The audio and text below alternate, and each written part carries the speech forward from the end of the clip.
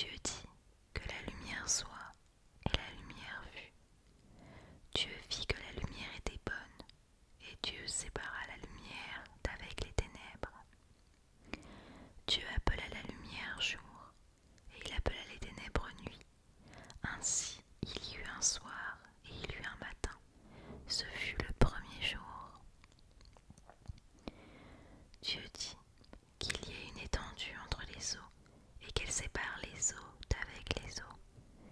Et Dieu fit l'étendue, et il sépara les eaux qui sont au-dessous de l'étendue d'avec les eaux qui sont au-dessus de l'étendue. Et cela fut ainsi. Dieu appela l'étendue ciel.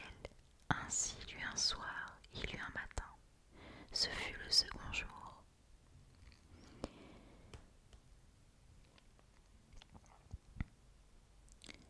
Dieu dit que les eaux qui sont au-dessous du ciel se rassemblent en un seul lieu et que le sec paraisse, et cela fut ainsi. Dieu appela le sec terre, et il appela l'amas des eaux mer. Dieu vit que cela était bon. Puis Dieu dit que la terre produise de la verdure, de l'herbe portant de la semence, des arbres fruités donnant du fruit selon leur espèce, et ayant en eux leur semence sur la terre. Et cela fut ainsi. La terre produisit de la verdure, de l'herbe portant de la semence selon son espèce, et des arbres donnant du fruit et ayant en eux leur semence selon leur espèce. Dieu vit que cela était bon. Ainsi il y eut un soir, il y eut un matin. Ce fut le troisième jour. Dieu dit qu'il y ait des luminaires dans l'étendue du ciel pour séparer le jour d'avec la nuit, que ce soit des signes pour marquer les époques, les jours et les années, et qu'ils servent de luminaires dans l'étendue du ciel pour éclairer la terre. Et cela fut ainsi. Dieu fit les deux grands luminaires, le plus grand luminaire pour présider au jour, et le plus petit luminaire pour présider à la nuit.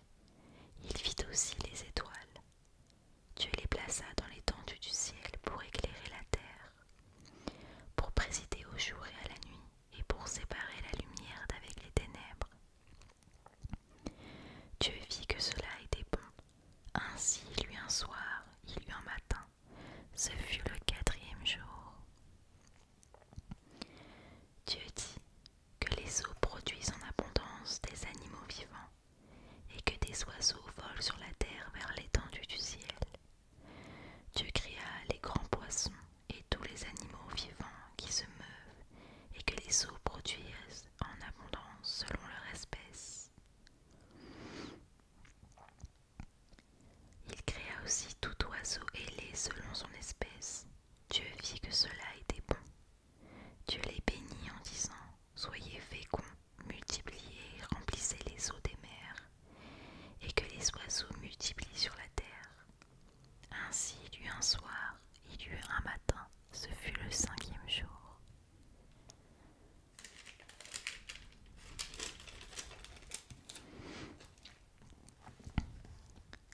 Dieu dit que la terre produise des animaux vivants selon leur espèce, du bétail, des reptiles et des animaux terrestres selon leur espèce.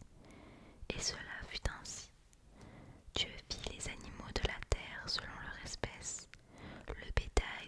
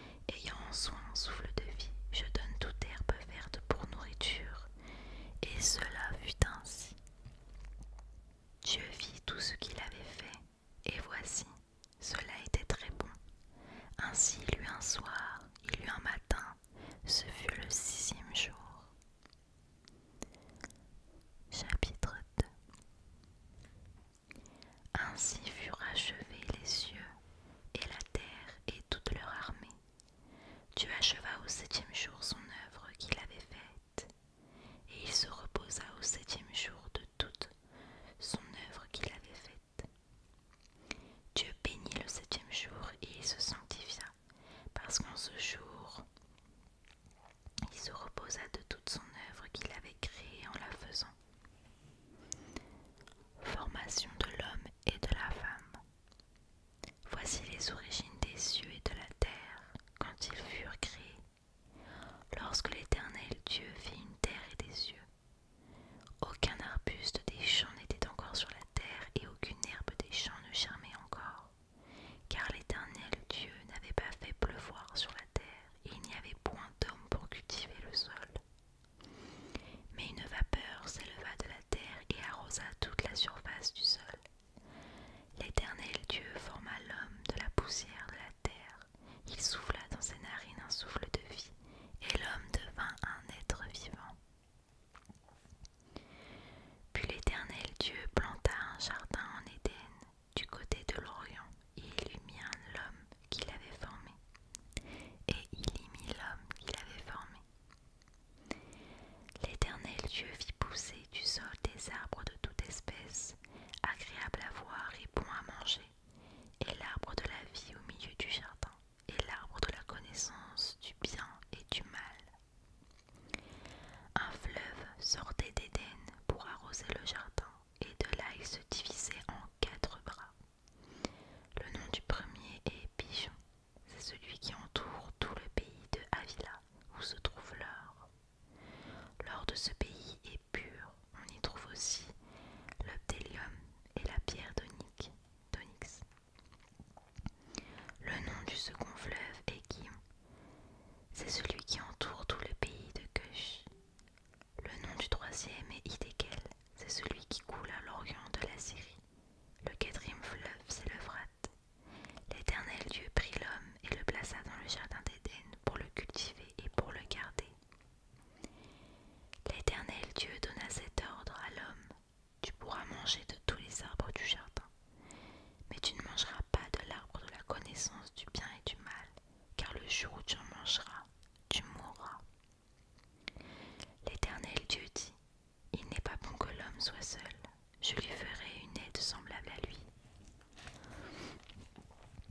L'Éternel Dieu forma de la terre tous les animaux des champs et tous les oiseaux du ciel, et il les fit venir vers l'homme pour voir comment il les appellerait, et afin que tout être vivant portât le nom que lui donnerait l'homme.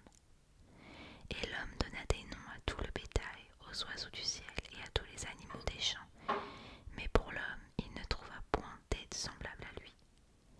Alors l'Éternel Dieu fit tomber un profond sommeil sur l'homme qui s'endormit. Il prit une de ses côtes et referma la chair à sa place. L'Éternel Dieu forma une femme de la côte qu'il avait prise de l'homme, et il l'amena vers l'homme. Et l'homme dit: voici cette fois celle qui est os de mes os et chair de ma chair.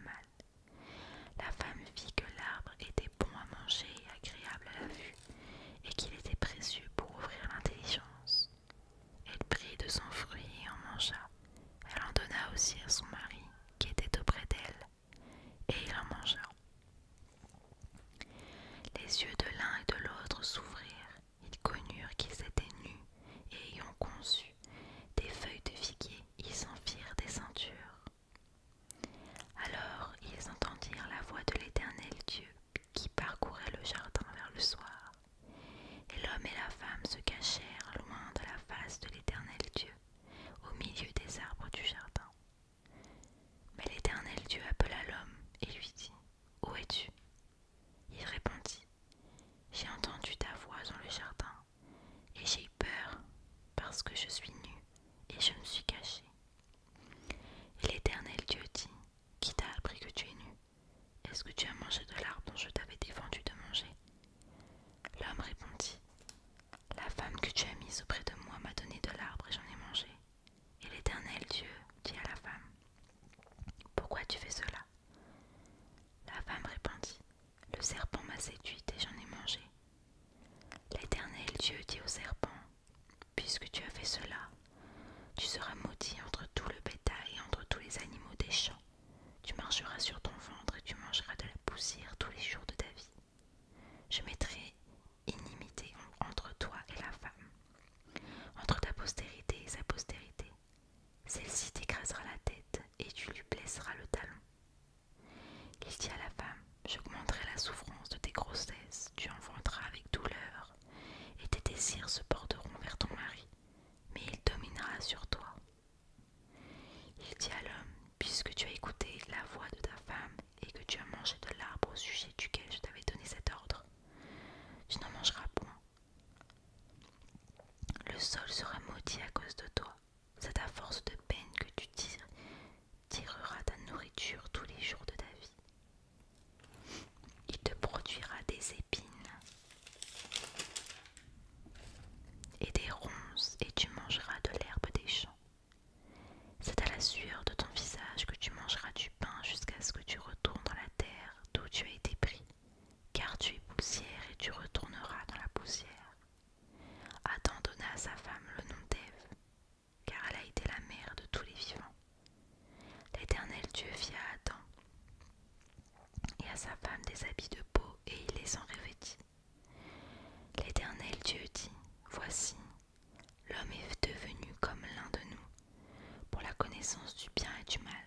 Empêchons-le maintenant d'avancer sa main, de prendre de l'arbre de vie, d'en manger et de vivre éternellement. Et l'Éternel Dieu le chassa du jardin d'Éden pour qu'il cultivât la terre d'où il avait été pris. C'est ainsi qu'il chassa Adam, et il mit à l'orient du jardin d'Éden les chérubins qui agitent une épée flamboyante pour garder le chemin de l'arbre de vie. Caïn et Abel. Adam connut Ève, sa femme. Elle conçut et enfanta Caïn, et elle dit, j'ai formé un homme avec l'aide de l'Éternel. Elle enfanta encore son frère Abel. Abel fut berger, et Caïn fut laboureur. Au bout de quelque temps, Caïn fit à l'Éternel une offrande des fruits de la terre. Et Abel de son côté en fit une des premiers-nés de son troupeau et de leur graisse. L'Éternel porta un regard favorable sur Abel et sur son offrande. Mais il ne porta pas un regard favorable sur Caïn et sur son offrande. Caïn fut très irrité et son visage fut abattu. Et l'Éternel dit à Caïn, pourquoi es-tu irrité et pourquoi ton visage est-il abattu? Certainement, si tu agis bien, tu relèveras ton visage, et si tu agis mal, le péché se couche à la porte, et ses désirs se portent vers toi. Mais toi, domine sur lui. Cependant, Caïn adressa la parole à son frère Abel. Mais comme ils étaient dans les champs, Caïn se jeta sur son frère Abel et le tua. L'Éternel dit à Caïn, où est ton frère Abel? Il répondit, je ne sais pas. Suis-je le gardien de mon frère? Et Dieu dit, qu'as-tu fait? La voix du sang de ton frère crie de la terre jusqu'à moi.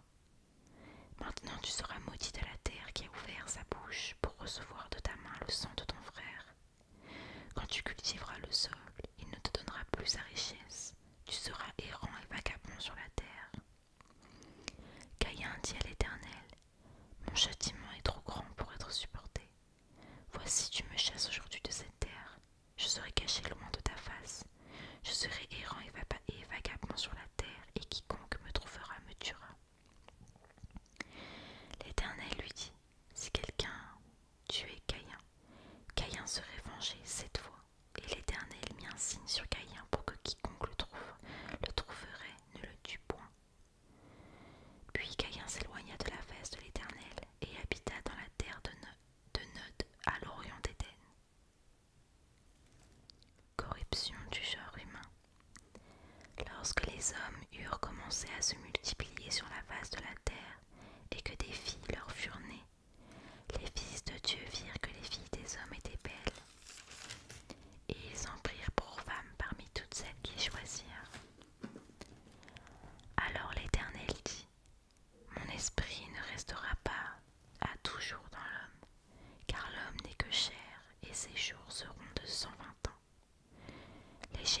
arrivé sur la terre en ces temps-là, après que les fils de Dieu furent venus vers les filles des hommes et qu'elles eurent donné des enfants. Ce sont ces héros qui furent fameux dans l'Antiquité. L'Éternel vit que la méchanceté des hommes était grande sur la terre et que toutes les pensées de leur cœur se portaient chaque jour uniquement vers le mal. L'Éternel se repentit d'avoir fait l'homme sur la terre et il fut affligé en son cœur. Et l'Éternel dit: j'exterminerai de la face de la terre l'homme que j'ai créé, depuis l'homme jusqu'au bétail, aux reptiles et aux oiseaux du ciel, car je me repens de les avoir faits. Le déluge. Mais Noé trouva grâce aux yeux de l'Éternel. Voici la postérité de Noé. Noé était un homme juste et intègre dans son temps. Noé marchait avec Dieu. Noé engendra 3 fils, Sem, Cham et Japheth. La terre était corrompue devant Dieu. La terre était pleine de violence. Dieu regarda la terre, et voici elle était corrompue, car toute chair avait corrompu sa voie sur la terre. Alors Dieu dit à Noé: la fin de toute chair est arrêtée par dévers moi, car ils ont rempli la terre de violence. Voici, je vais les détruire avec la terre. Fais-toi une arche de bois, de Gové. Tu disposeras cette arche en cellules et tu l'enduiras de bois en dedans et en dehors. Voici comment tu la feras. L'arche aura 300 coudées de longueur, 50 coudées de largeur et 30 coudées de hauteur. Tu feras à l'arche une fenêtre que tu réduiras à 1 coudée en haut. Tu établiras une porte sur le côté de l'arche et tu construiras un étage inférieur, un second et un troisième. Et moi, je vais faire venir le déluge d'eau sur la terre pour détruire toute chair ayant souffle de vie sous le ciel. Tout ce qui est sur la terre périra. Mais j'établis mon alliance avec toi.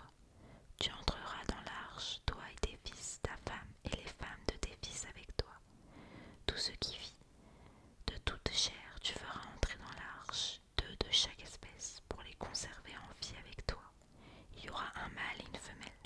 Tes oiseaux seront selon leur espèce, du bétail selon leur espèce, et de tous les reptiles de la terre selon leur espèce. 2 de chaque espèce viendront vers toi pour que tu leur conserves la vie. Et toi, prends de tous les aliments que l'on mange et fais-en une provision auprès de toi, afin qu'ils te servent de nourriture ainsi qu'à eux. C'est ce que fit Noé, il exécuta tout ce que Dieu lui avait ordonné. L'Éternel dit à Noé: entre dans l'arche, toi et toute ta maison, car je t'ai vu juste devant moi parmi cette génération. Tu prendras auprès de toi 7 couples de tous les animaux purs, le mâle et sa femelle, une paire des animaux qui ne sont pas purs, le mâle et sa femelle.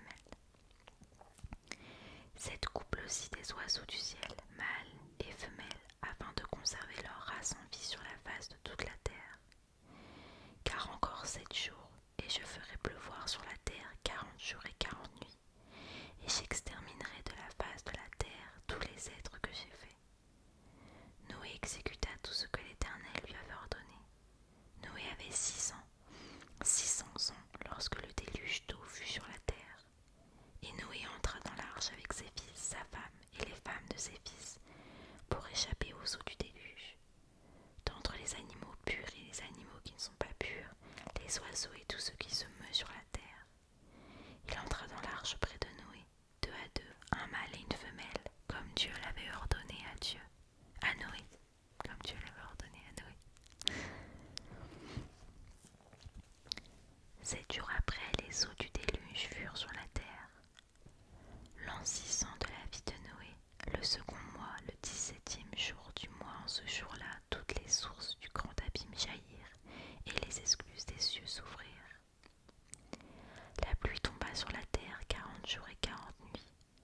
Ce même jour entrèrent dans l'arche Noé, Sem, Cham et Japheth, fils de Noé, la femme de Noé, et les 3 femmes de ses fils avec eux. Eux et tous les animaux selon leur espèce, tout le bétail selon son espèce, tous les reptiles qui rampent sur la terre selon leur espèce, tous les oiseaux seront selon leur espèce, tous les petits oiseaux, tout ce qui a des ailes. Ils entrèrent